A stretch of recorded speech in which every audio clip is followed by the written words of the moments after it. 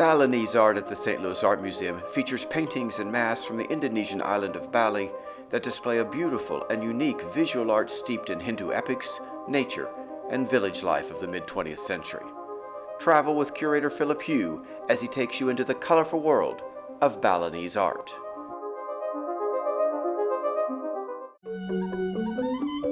It's really the first time in a very long time that the museum has focused on any area of Southeast Asia. Our Asian collection is primarily strong in East Asia, which is China, Korea, and Japan, and a little bit of India and the Himalayas. But there's a whole world out there in Southeast Asia that we have not really addressed. So this gift of 10 Balinese works of art really is inspiring the museum to open up a new area of collecting. This exhibition came about because we got a gift from a collector, John Orville Sutter.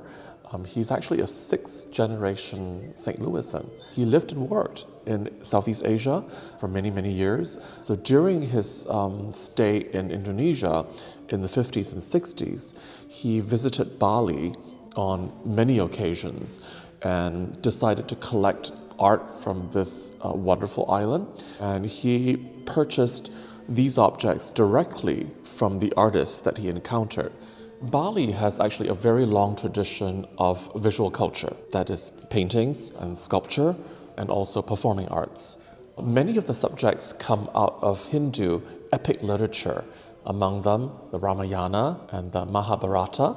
The Balinese have a very strong connection to their historical literature, and so they often use characters from these pieces as subjects in their paintings. In the 20th century, because of some Western influence, many of the artists learned how to paint in a different way than before. They began to use chiaroscuro, which is the use of heavy shadowing to give it a three-dimensional look.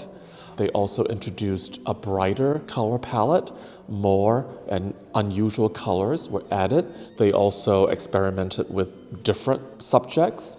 They started doing more portraits, and of course, landscapes become a major theme so that you can see how people lived during this time in Bali, how they would prepare a temple before a festival begins.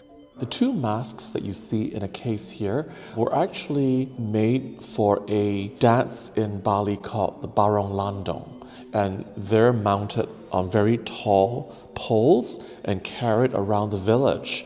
And it's part of a very important ceremonial dance that happens in Bali even today. I hope we will continue to collect art from this area because it's very rich and diverse and very interesting.